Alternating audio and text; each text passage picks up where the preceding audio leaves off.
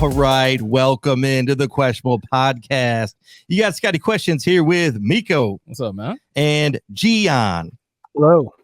Hello. And we are joined today by Jeremy Reisman again, the editor-in-chief, Pride of Detroit. Jeremy, thank you for being here today. Thanks for having me back, fellas. I guess I did something right the first time. You did something right. We did something right for you to be here. Yeah. Apparently we did right to say yes. So anyway, before we get started, Gionne, was that intro okay? Was that up to your standards? Yeah. Whoa. When I was trying to get my mind's ear last week, I was like, "Oh right, he does the all right." So we had the chuckle and the all right. Welcome in. There's a cadence to it, and like I kept hearing it in my head and nailed it. So got it. I think he tried to one up me with a robot voice he just did. I was gonna say, I feel like he somehow tapped into his like Mr. Roboto, and your connection got a little fuzzy, John. So it had a robotic moment to it. So we did. Okay. So sorry. It was a lot. I thought you were commenting like I did something. You did. That was fantastic. It was fantastic, and I loved it. And you won up to me again, so thank you for that. The hurricane is still at it. So, anyways, Jeremy, thank you again for joining us. Sure. We appreciate it. We're not going to talk Red Wings tonight. We will dive into the Blash Hill firing next week and what that means for the Wings. There is a lot to talk about there. Yeah, really, I have a couple insights. I don't have sources yet, right? But you have some bold predictions. Yeah. No, I think I have a couple ideas of what's going to happen there. So that's really interesting. Playoff hockey going on now. Very exciting as well for those that aren't watching it. But anyway, I was lucky enough to be at the draft this past week. We were putting the names on the back of the jerseys in the first round. So yes, I am back. That's why I wasn't here last week. I am exhausted. Jeremy was in Allen Park, correct? That's right. And he was there. He is exhausted. We are back to normal. We are feeling good today. So we have some questions for him about the draft, about the roster, and a couple other items for him. Gionne, you said you wanted to start off with your question first, though. Yes. Okay, Unless Jeremy, you wanted to get to like his person, like what his experience at the draft was. Yeah, I do, but it's okay. It's do that because mine's like actual about like the X's and right. So anyway, meat and potatoes. That's fine. Meat and potatoes can wait. So Jeremy, I want to find out about your experience in Allen Park, right? So you said you were there. So can you give us a little bit of the atmosphere and location of where you were at? What time did you have to get there? Were you there did you go the day before? Like, what was your schedule like leading up to the draft? I mean, there really wasn't much in terms of a lead up. We obviously had the pre-draft press conference with Brad Holmes about a week ahead of time. And then it was just kind of like hunkering down and make sure we had everything prepared on Pride of Detroit side, some pre-writes. I definitely had a Kayvon Thibodeaux pre-write. I definitely had an Aidan Hutchinson pre-write. One of them is just sitting there in the drafts, and luckily the other one we got to use. But yeah, on the day of the draft, you walk into Allen Park. I got there hour and a half early just so that I can get settled in, talk with Eric Schlitt, my general manager. We'll call him a general manager. Sure.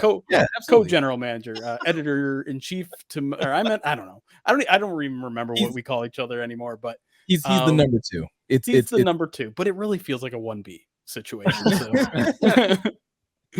So. And yeah, like we just kind of settle in. It's a long night.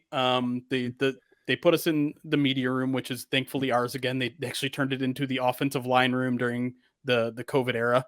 But this is the first time we've been back in the building in 3 years, at least for the NFL draft. So sure, it's a nice wide open space. You kind of chit chat with all the other beat writers the entire time. Tell them what you're hearing. Tell them what they're hearing, and you just kind of sit in front of a TV just like you would kind of at home and just wait for things to happen. Do you have a refrigerator in that media room? Yes, there is a refrigerator there. What's it in is the refrigerator? It's nice. What's in the refrigerator? Great question. So I think the Lions are sponsored by Pepsi, so it's a bunch of Pepsi's product, like products. Aquafina and Pepsi and Diet Pepsi, all that sort of stuff. Yeah.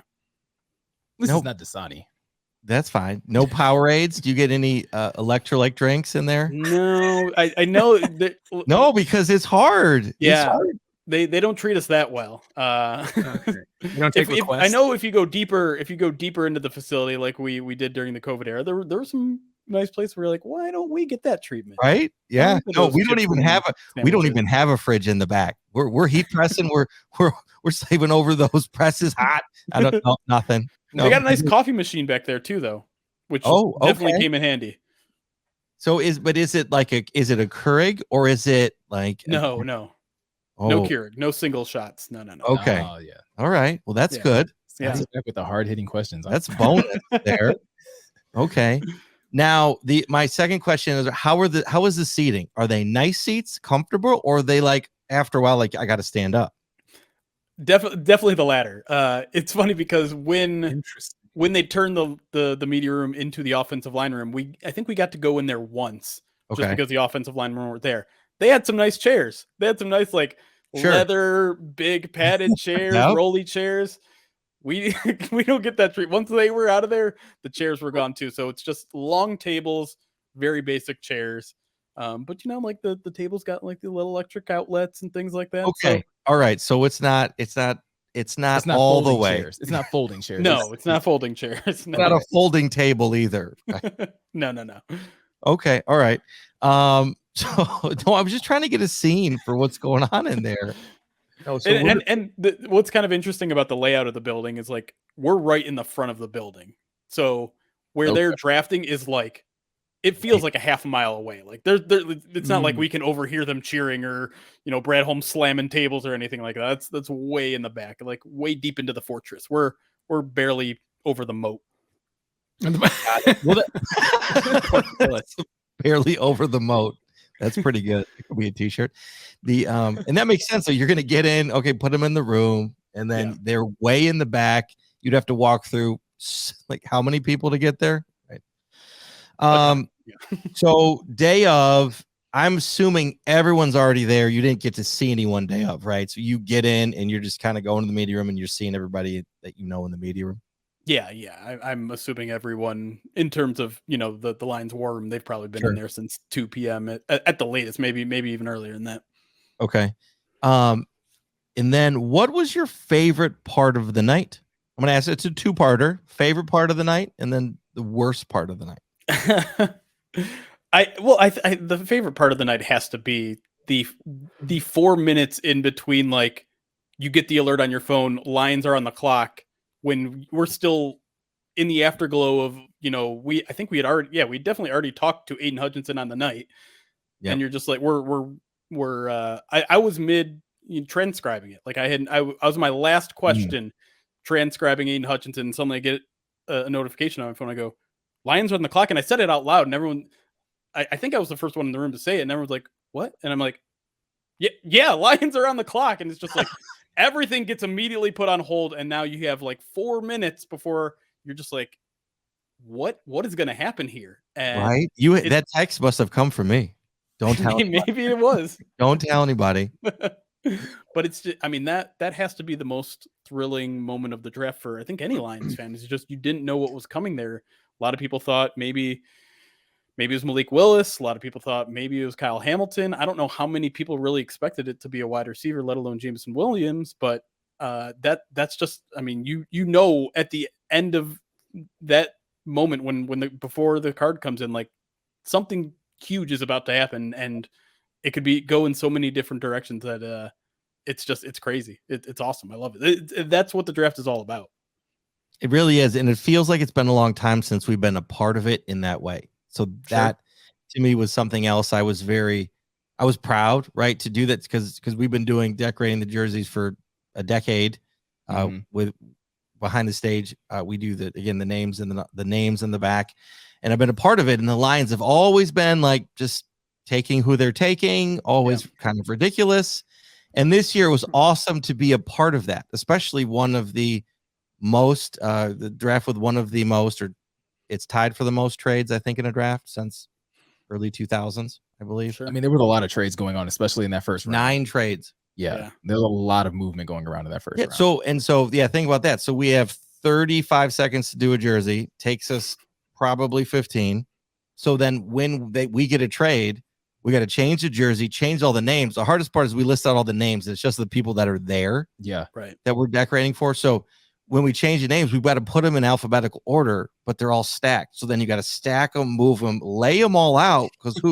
And then you get that at that point. So 35 seconds then goes down for us.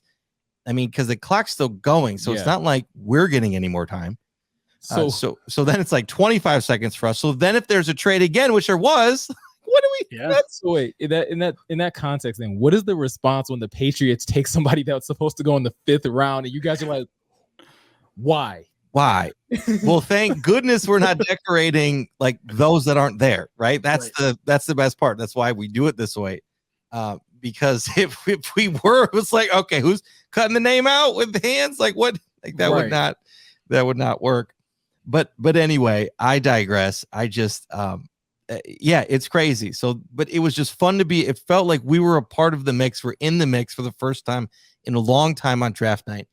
And to me, right, I feel like this is how the season starts. And so we're starting out in the mix, ready to go. You know, Holmes getting in there, getting dirty, taking a risk. I'm sticking his neck out there, right? Yeah. It really is.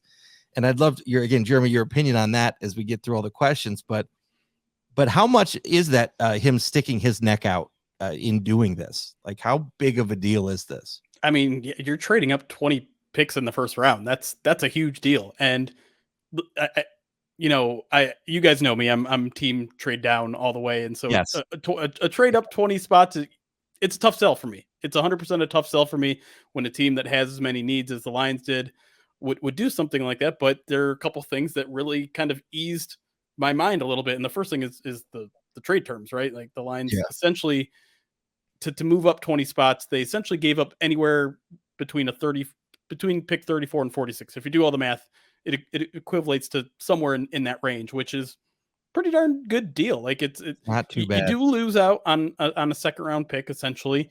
But I mean, you look at the precedent of some of those trades in the past, and it's cost sometimes a first round pick, sometimes a first round pick and more. And that's recently. A lot of those trades that are that big in the first round cost a first round pick and more. And so the Lions got out pretty nice when it comes to value. And then they traded up and they got what I consider a premier position. I consider wide receiver, not quite a quarterback, but it's not far behind when it comes to offense. It's not there. When you look on defense, it's really just kind of edge that I think maybe is more valuable, maybe cornerback, but it's a passing league. And we know how much the NFL values wide receivers right now because they're all getting paid 20 to 25 million per year. So all that makes me feel a little bit better, but it's a risk. I mean, it's a risk when you put your neck out for one prospect like that and spend extra draft capital and do so on a guy that has 1 year of production and do so on a guy that's coming off a torn ACL. Like all those things are big risks. And listen, if it pays off, it's going to be the right move. Like if Jameson Williams reaches his full potential and is that kind of game-changing guy that he absolutely can be, I think, in this league, no one's going to look back and call Brad Holmes a fool. But let's say Christian Watson has just as good of a career or better career than Jameson Williams. Well, then you're going to open yourself up to some scrutiny. And it's one of the things that I find very interesting and partially concerning about Brad Holmes is that he really sticks his neck out for individual guys. He ran up the card for Hutchinson. He ran up the card for Sewell. He said on the radio today that he was going to be mad if this team didn't draft Josh Pascal. And I'm just like, you fall in love with individual guys, and that's dangerous. Yeah. That's a dangerous game to play in the draft. And it's funny that you say that because like I have that like runs right into one of the questions I kind of had, which is that like, do you think that Brad Holmes is going to end up, kind of regretting this trade up for Jameson Williams? Because I mean, like you said, it's a risk. Not only are you trading up 20 spots, but you're also trading up for 20 spots for a guy who's coming off an ACL tear. Right. Not even 4 months ago. Yeah. Like it seems very risky. Do you think it's something that could potentially come back to bite them in the butt down the line? It could. Yeah. I mean, there's no question it could. I don't know if it will or won't. It's hard for me to say. like I said, I really like the player. I really like Jameson Williams. Not only like everyone just talks about his speed, but he's also just a really pure route runner, really refined there. And you know, it's hard for me not to look at the situation and be like, wow, in a vacuum, this could look really awesome. This could really open up TJ Hawkinson. This could really open up Amon-Ra. And DJ Chark, like all those guys are going to benefit from a guy taking out the top off a defense. So my Quintez Cephas. Maybe if he's still here, if he's on the team, yeah, exactly. But I mean, it's just this is where like the head and the heart interact in a way that it's hard for me as someone who wants to be as objective as possible, because I can't just all of a sudden jump off my bandwagon, my podium where I'm telling people trading down is the best way to succeed long term in the draft. And then as soon as the Lions trade up, something that I've been vocally against, I can't be like, well, we got a wide receiver, right? You know what? It's actually fine. Like, no, I can't abandon my core values, even though I see exactly why the Lions did it. And part of me is definitely excited about it too. Yeah, I would agree. And I think to follow up to that question, how much do you think, Brad Holmes missing out on Jamar Chase kind of fueled this type of move? Because I know Brad Holmes is saying, like he was saying, like it was Jameson Williams is why they traded up. It wasn't like the need necessary for a receiver, but it was Jameson Williams. Do you think he saw some sort of similarities between Jameson and Jamar, and he was like, look, I missed out on this guy a year before. I'm not about to miss out on this guy again? That's a great question, Meko. That is a really good question. And I think there's probably something to that. Here's the thing, like a number one wide receiver has been on his to-do list, definitely from the beginning, right? As soon as they let Kenny Golladay walk out the door, they're like, we got to get one. And they missed out on Jamar Chase. Who's the former Bear in free agency that they missed out? Allen Robinson. Missed out on Allen Robinson. Certainly sounds like they were interested in Allen Robinson. And so, I think part of it was like they saw the run on wide receivers and be like, they made a call for Debo too, right? They made yes, exactly. Right? They were interested in Debo as well. So to me, it was clear to me that they wanted to get this done. They wanted to get this wide receiver in, and there's kind of an interesting conversation as why he was so, I say hell bent on it, but you're right. Like Jameson Williams was a guy. If he wasn't there, if the Saints, who traded up right in front of them, or right in front of the Vikings before the Lions traded up, if they took Jameson Williams, I don't think the Lions trade up, and maybe they are sitting back with Christian Watson right now if that happens. But it's a mixture of them like really wanting to get that done and really liking Jameson Williams, and it all worked out in their favor, I guess, at the end. Yeah.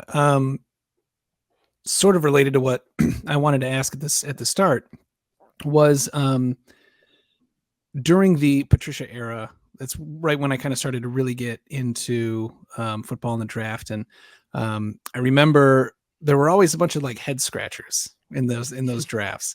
Mm-hmm. And I always like go to the internet or like forums and be like, tell me why it's okay. Yeah. And he'd be like, oh, well, no, Patricia and Quinn, like they know something we don't, and blah, blah, blah. And like national media is like, C- on their draft. Right. And you're like, no, they don't get it. And then like projections like, they'll probably win 3 games. And they're no, there's no way. And then they win 3 games. Right. So after this draft, I feel like it's the opposite now, where we just keep getting A+ report cards. And so my question to you is, I know it's my default setting is just chugging Kool-Aid. So my question to you is, give me a strong cup of coffee.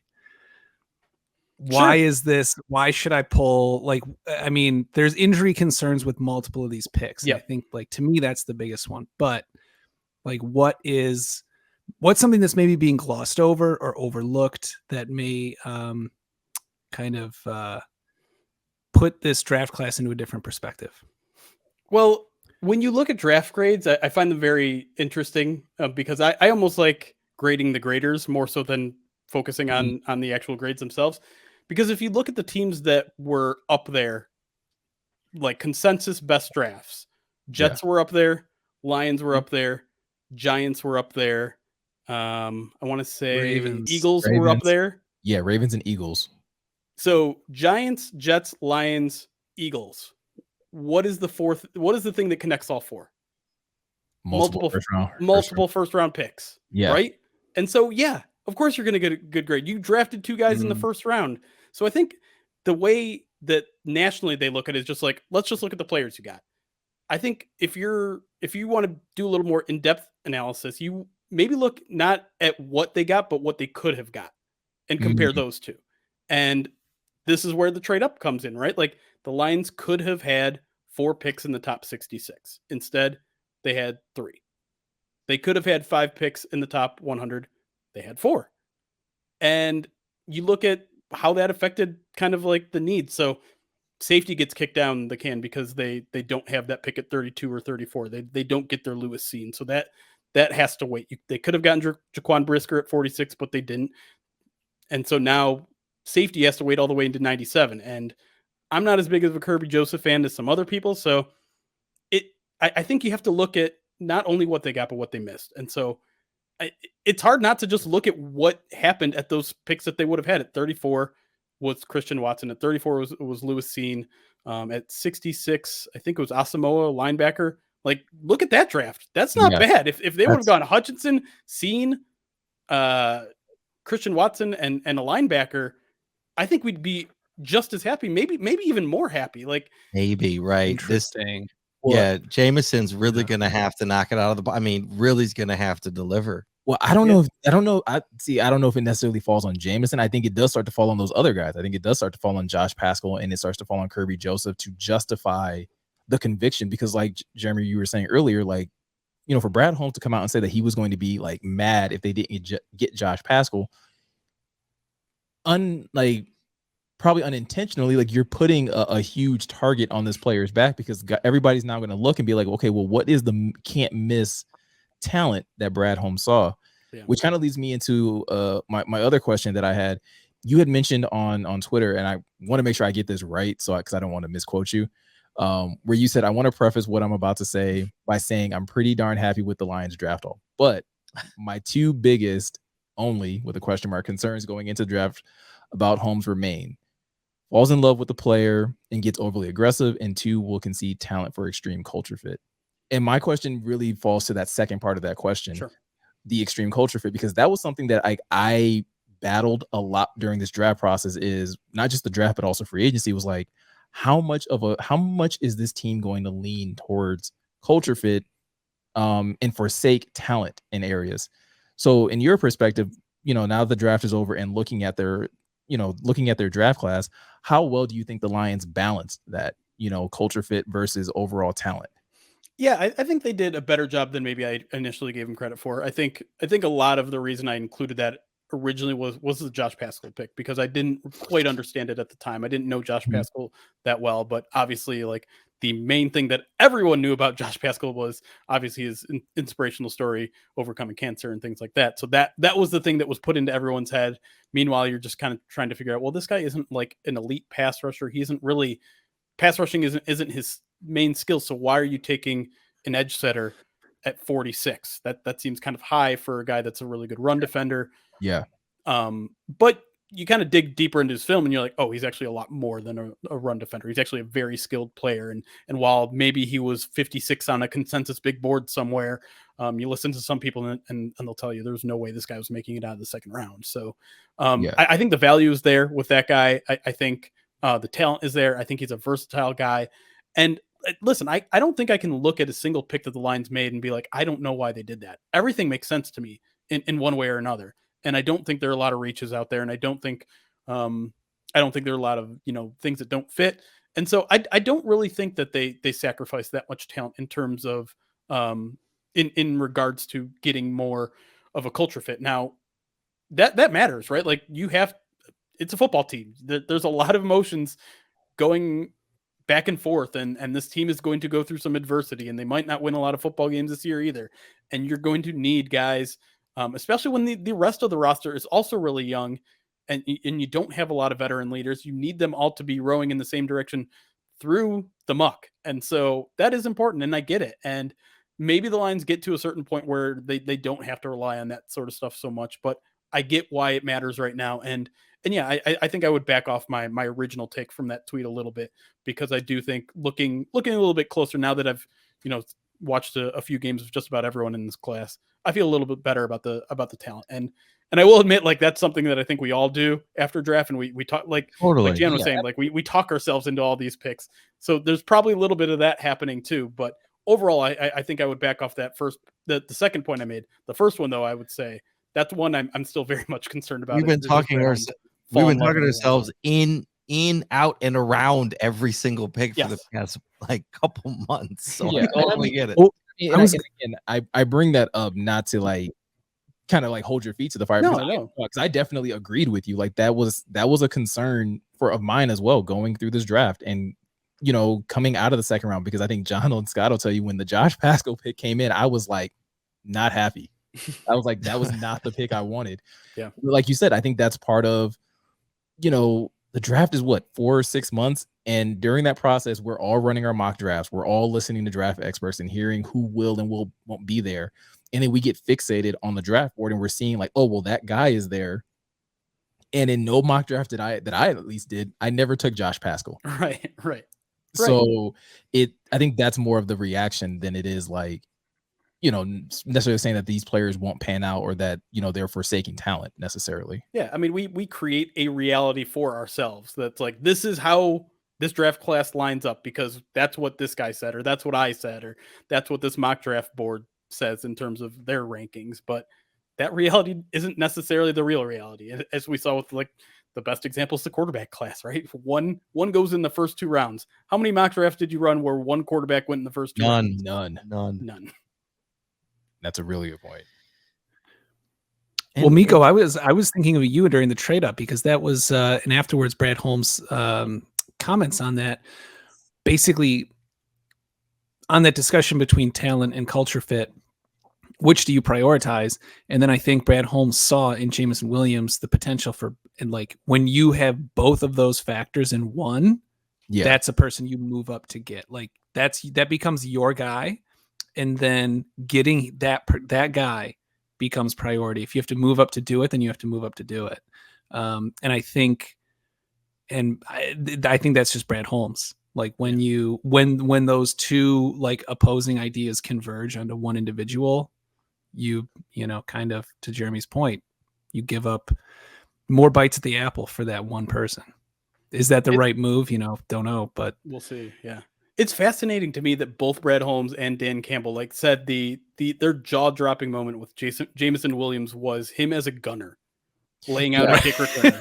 That was the moment where they're all right, we love this dude. And it's just hey, I get it. Makes sense. How often do you see a number 1 wide receiver doing that to someone? And thank God, I don't remember if it was Holmes or Campbell. One of them said we're not going to do that, by the way. Don't worry, we're not going to have him be a gunner. They qualified it. Yeah. That felt like a very Dan Campbellism. Is we fell in love with this guy, this wide receiver, because he was an awesome gunner. Yeah.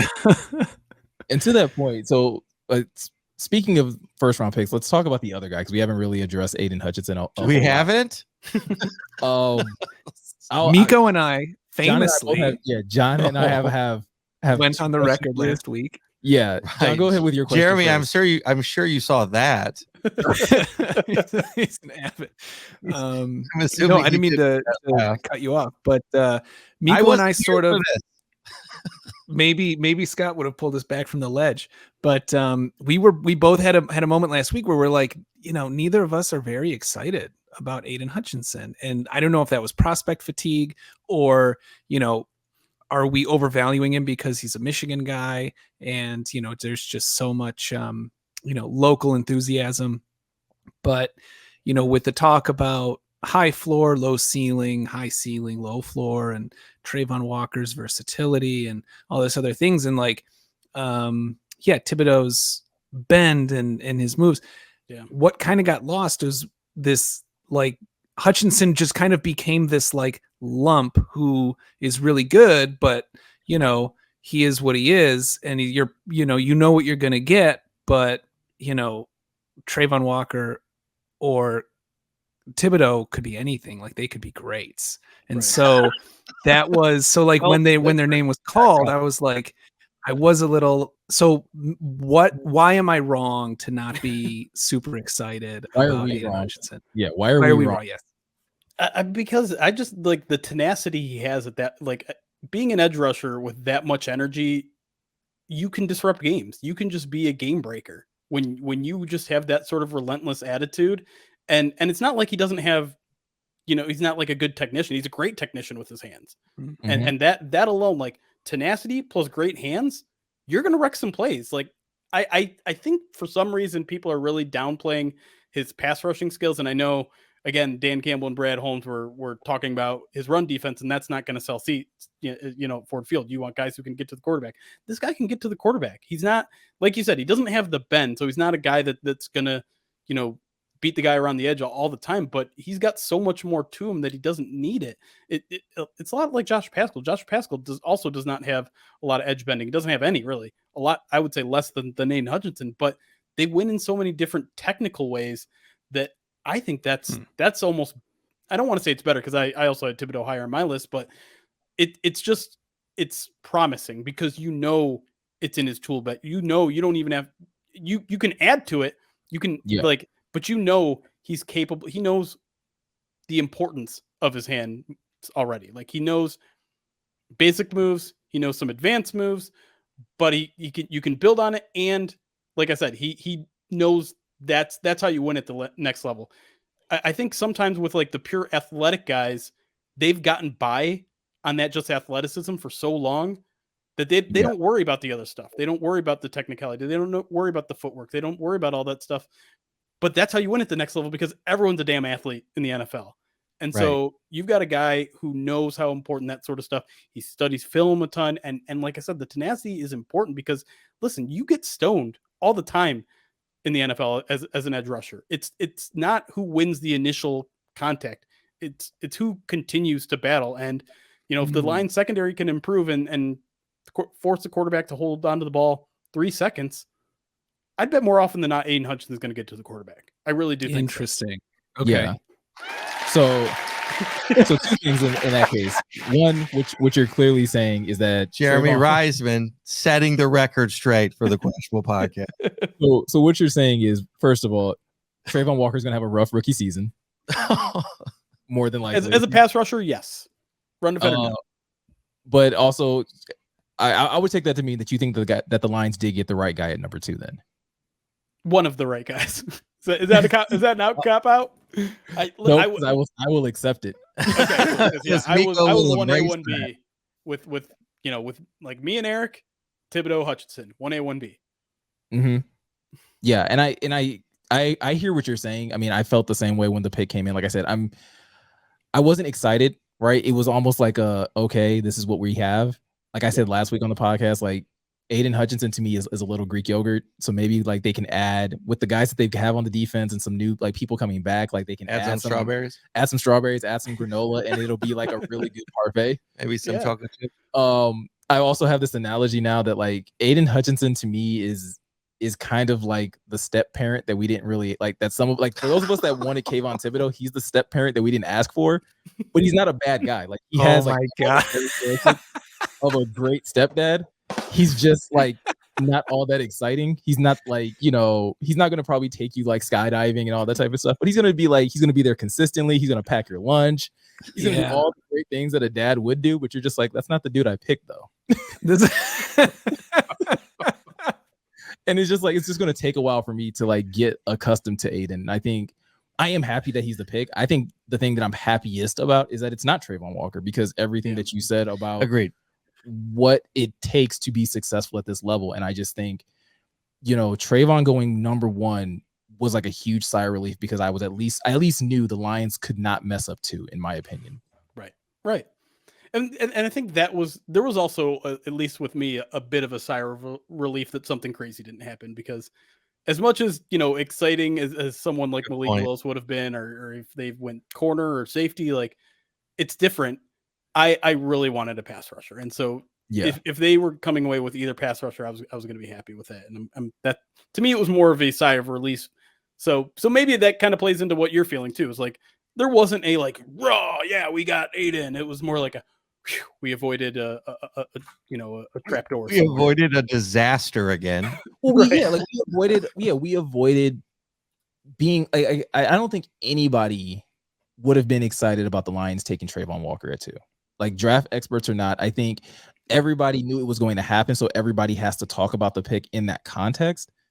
But I mean, I said it last week when John and I were talking. I don't think I can ever think of a time when we were talking about a draft prospect and we were listing out his like skill set and his attributes, and analysts were saying that he couldn't do the number one thing that he was about to be drafted number 1 to do. Right. Like that's like saying that you're going to draft a quarterback and be like, yeah, but he can't throw, he's not an accurate thrower, but he's going to go number 1 overall. It's like, wait, he goes on fire. What do you mean he's going number 1? Trayvon Walker, we were constantly hearing like, hey, he's going to go number 1, but he doesn't have any pass rush moves. Then what is he doing at 1? It's a fair question.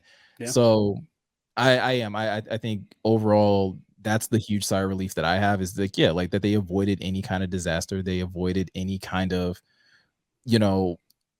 being laughed at, for being, just. Well, for reaching, for doing something cute, for doing something like the Lions would do.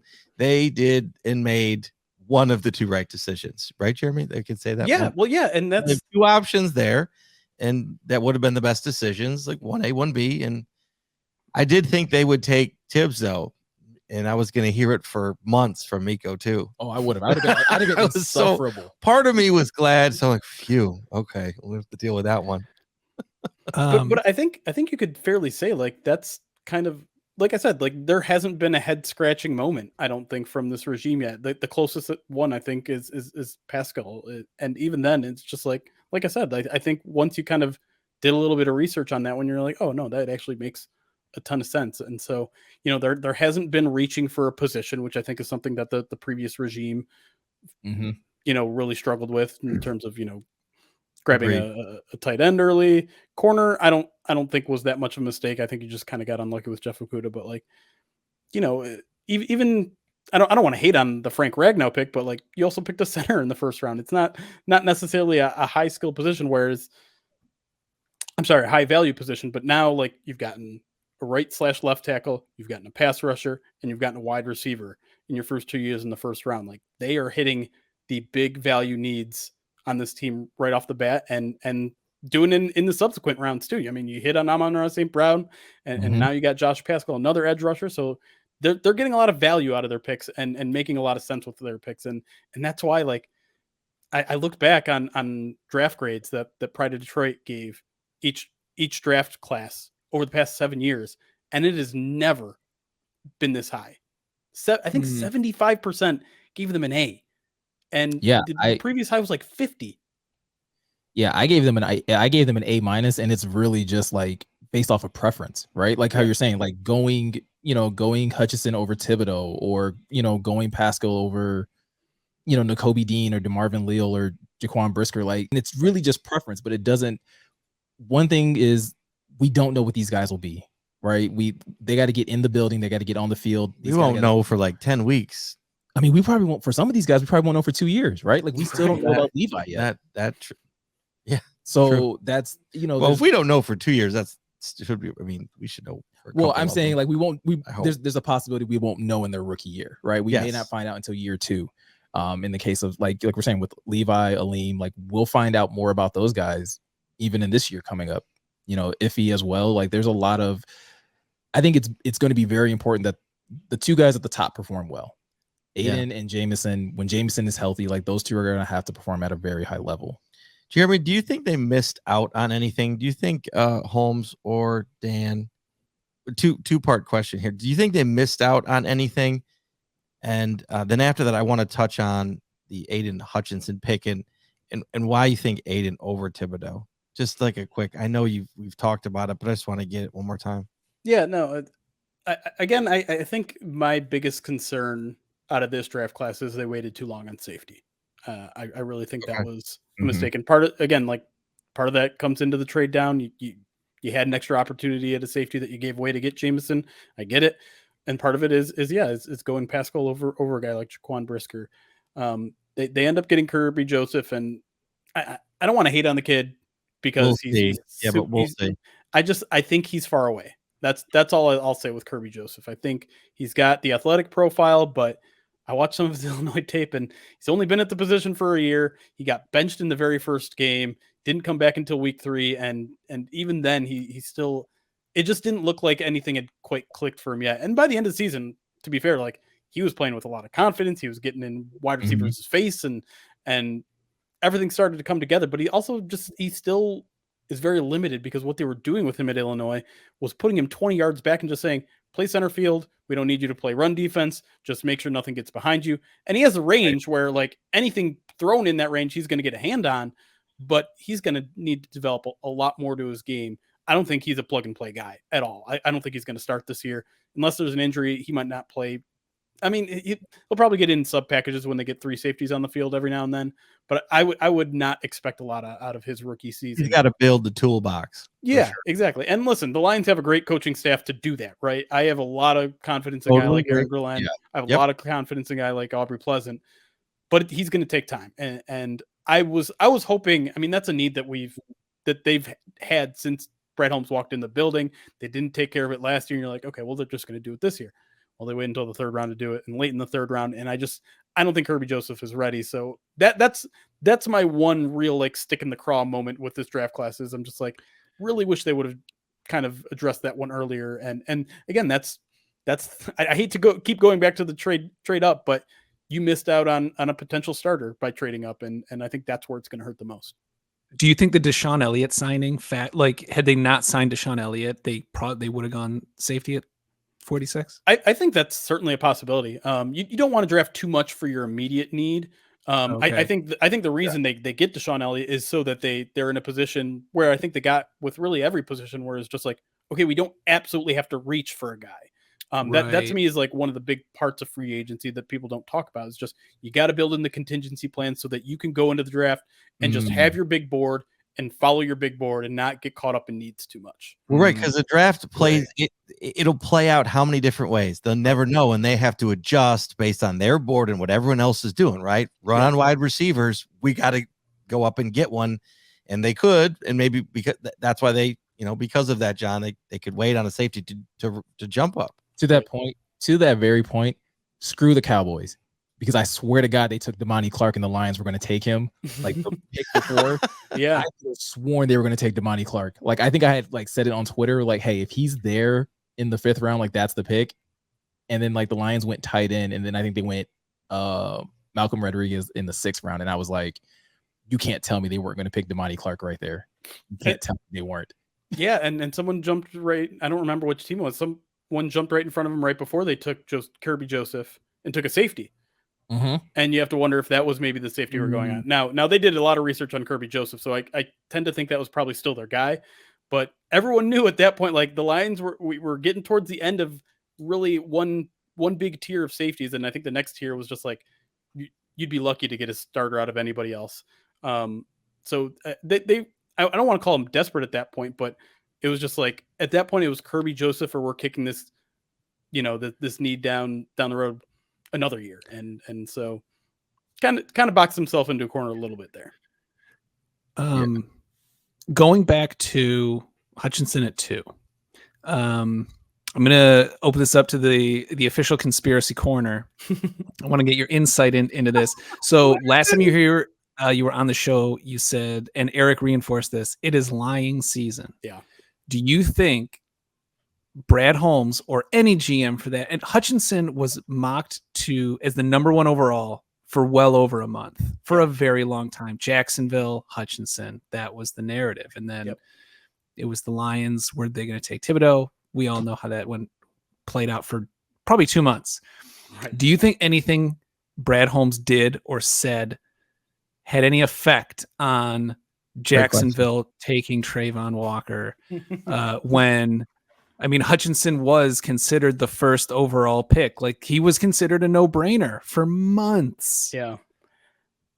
It's interesting because when you say he was considered the number 1 pick, well, he was considered by the media, right? Like, we don't know if it was really considered that way behind the scenes. Now, I think you really just kind of have to look at Trent Baalke's history, and he has always gone with like the super athletic guy.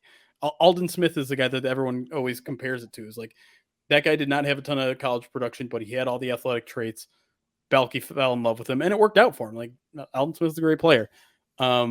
I think that's probably I don't know if you as a general manager at 2 or 10 or whatever can convince the number 1 team to draft a certain person, because like I go back to a story I actually just learned this year, which is crazy, about the Matt Millen years, and you may have seen me talk about it, or maybe you guys knew about it already. It was the year that the Lions got Calvin Johnson. Oh yeah, I did hear the Raiders were ahead of them, and Jamarcus Russell was the guy that they were targeting at the time. The Lions bring in Jamarcus Russell to their facility for a top 30 visit. They want to get to know the guy. It goes horribly. They kick him out of one office. They kick him out of his second office. They're just like, this kid is ridiculous. He's checking his phone. He has no interest. Matt Millen, who has been with the Raiders, he played for the Raiders. He's very close to Al Davis. He calls Al Davis up and says, do not draft this guy. He is undraftable, and very much puts in risk the opportunity of Calvin Johnson falling to him. Wow. And even then they still took Jamarcus Russell. So like, that's what I'm saying. Like you can in good faith talk to the team, the number 1 team. If maybe it was that, but I feel like sometimes if a general manager just has their claws dug in deep on a prospect, you can't do anything to move him off him. So I think Balke just liked Trevon Walker, and there was no one that was going to talk him out of it. Who's the GM of the Colts? What's his name? Chris Ballard. So McAfee had Ballard on in his draft extravaganza, right? So I didn't get to watch any of the draft stuff live, right? I've been trying to catch up for the past 5 days, and it's been quite entertaining. But anyway, he hit him on, and Ballard just like, this is BS season. This is nothing we're doing. It's complete. And the way in which he was saying it just felt so honest and true. It's like nobody knows. We say we know. We don't know. We don't really know. So I'm just saying, like, maybe Al Davis thought, no, they're just messing with us. They want maybe, right? But that's crazy. I never heard that story. Yeah, it's insane, and it's 100% true. Like Matt Millen admitted that story. Tom Lawan was the one that talked about it a couple weeks ago. The Lions' former president, but Matt Millen has openly admitted that he almost sabotaged his own draft in losing. Like they would have lost Calvin Johnson. Like Oakland would have 100% taken Calvin Johnson, and then what do the Lions do? Oh no! Oh boy! Yeah, I mean, that's a dark road to go down. I don't even know. I guess we couldn't have been any worse, right? Like, didn't we go? No, we could have been. Oh my gosh, John, did you have another question? No, Conspiracy Corner was it. That was it. Okay, so my last question. I just Meko, did you have another one? No, I think Jeremy's pretty much answered it in a roundabout way already. So yeah. So I know you've mentioned it, and I just want to one more time address it. So Hutchinson over Thibodeaux. I've been hearing for months from Meko about Thibodeaux, and I've gotten on board with Thibodeaux, right? And I think it is a 1A, 1B thing. I would agree 100%. Do you think this was now I listen to Derry Speaks, right? Locked on Lines. He loves you guys. I hear him talk about show. I'd love to meet him. He sounds like an interesting guy. He really does seem like he's fired up. Let's go. So do you think it was kind of a team decision for Hutchett too? Like Sheila, like everybody kind of like, this is what we're going to do, guys, like maybe even kind of how do you, I know it's Holmes's decision at the end of the day, but to me, I think it feels like one of those group decisions. Like, we're going to do this for the team, for the fans, for the stadium, sell some tickets. I know that the NFL wasn't really pumped with our ticket sales, right? I mean, that has to play a little bit of a role in this, or no, not at all. And maybe it's not that cut and dry. I'm just curious your opinion on that. I do think this was a collaborative pick for sure. And I was listening to the Athletic Guys' podcast. Really, really good podcast. If not to promote other people's podcasts, but I mean, we're talking about Locked On Lines, talk on the what is it? One of These Years podcast is theirs, and they were convinced that Brad Holmes actually loved Kayvon Thibodeaux, and I would believe him. Like I'm sure you guys all saw in the week lead up, Kayvon Thibodeaux talking about his experience with Brad Holmes and how it felt like a cookout, and that they were having a really good relationship. I believe all that. I don't believe that the Lions went Aidan Hutchinson because they didn't think Kayvon Thibodeaux was a culture fit. I don't think that has anything to do with it. But I thought one of the more interesting things we learned on draft night was Aaron Glenn was bugging Dan Campbell all week about Aidan Hutchinson. Yeah, I think Aidan Hutchinson was very much an Aaron Glenn pick. I think he was knocking on the door, which is interesting. And here's the thing, and this is actually another thing. It was Nick Baumgartner at The Athletic that made this point that really kind of opened my eyes to kind of the entire vision. And I think one of the things that made Aidan Hutchinson that much better of a prospect to the Lions was the run defense. I know it's not the sexy thing with the number 2 pick, but the run defense is so important to them right now because they said it. They want to be an attacking defense. They want to bring it to the offense. And they were more of kind of a passive, like, let's just hold our gaps, kind of what they were doing with Matt Patricia last year, hold gaps and let the linebackers clean up. They want chaos. They want chaos in front now. And that to me, it actually makes more sense when you go further down the line. Cause I wasn't high on the Malcolm Rodriguez pickup either. Cause he was a smaller linebacker, can't really break tackles or break hold blocks, that sort of thing. Yeah. But if the front 7, front 4, whatever, if they're creating chaos, all he has to do is run to the ball carrier. All he has to do is run through the creases. Did really well at Oklahoma State. Right. Yeah. And I mean, that fits everybody. That fits all of their linebackers. It fits Jared Davis, for God's sake. Like, Jared Davis would do better. I don't think he's going to make the team still, but I'm not trying to hype people up on Jared Davis. But like Derek Barnes is going to benefit from that. Alex Anzalone is going to benefit. All those guys play better when there's chaos in front, and especially when it comes to run defense. So it all kind of came together when Baumgartner said that, because you don't get that from Kayvon. You don't. I mean, you will get that from Trevon.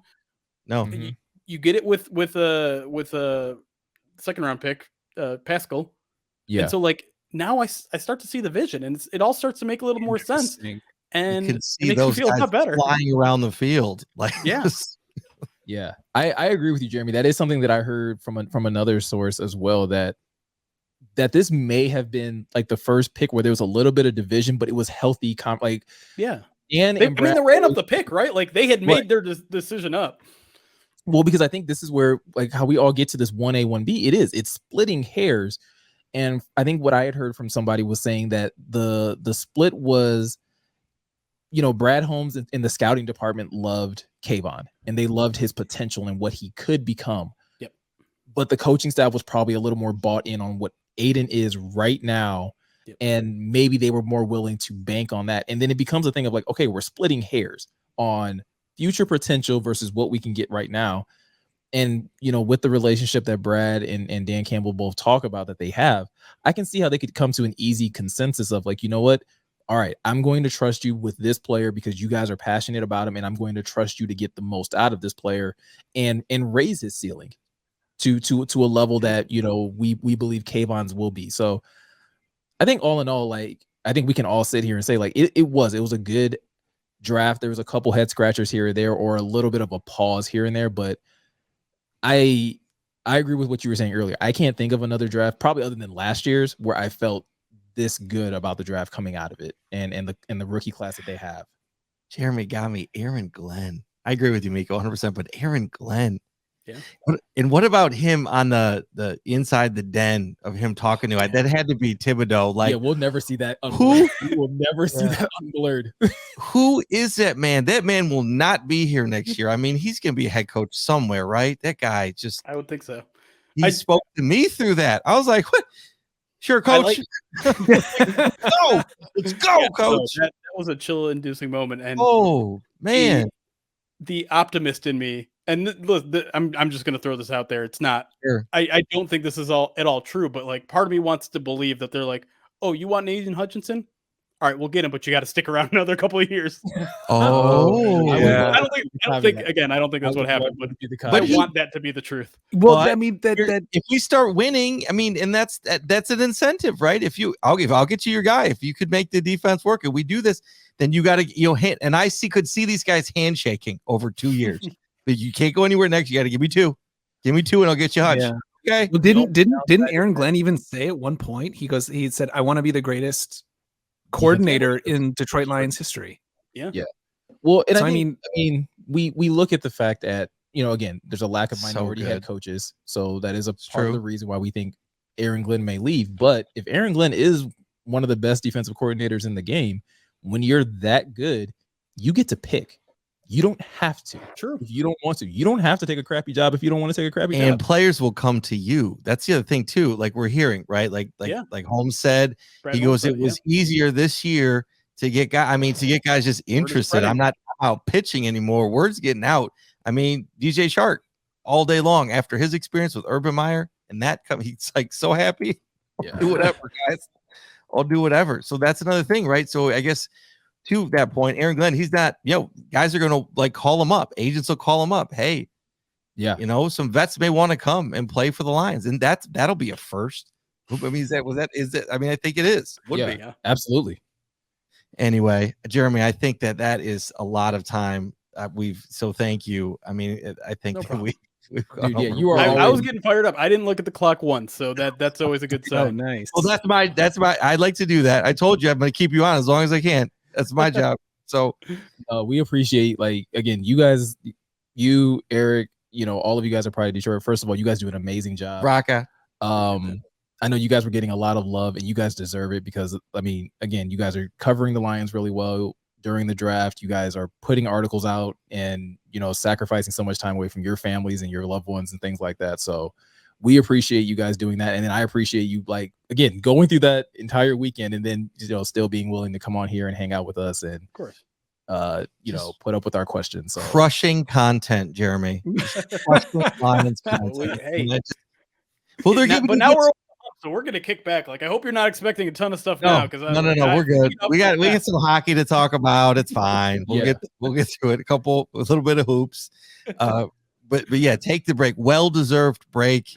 I know the feeling. It's time for a little bit of a break. But again, thank you so much, Jeremy. We do owe you a couple of things, I think, too, apparel-wise. We do have things coming. Yeah, I'm not telling him, but we get it. So yeah, that's something that we'll probably talk to you. Yes, it's exciting off the podcast. I'm excited. We have a potential pitch for you, and if you guys, not potential, it's a pitch. Oh yeah, you're gonna love it. So I'm just gonna tell you right now. All right, hard sell. So yeah, early. But yeah, let's get out of here. Wrap up our night. But it's been a good. Man, so much information. Tons. So yeah, thank you, Jeremy. We started out a little rough. We started out a little rough, so apologies there, but no, we're good. Been gone, so all good. So anyway, I want to thank you guys, Jeremy. I want to thank you for being on tonight. Appreciate the time, appreciate everything. And again, I want to thank the crew. I want to thank everybody. Please follow, and subscribe wherever you listen to your podcast. Please follow, subscribe on YouTube. That's growing. We appreciate all of you for that. I want to thank my wife, my daughter, the family, Meko, Gionne, Jeremy, especially you for being here. Thank you for being here. And yeah, that's it, Meko. Yeah, definitely got to thank my wife, my daughters. Thank you to everybody that has been, again, subscribing to the YouTube channel, following us on Twitter, engaging with us.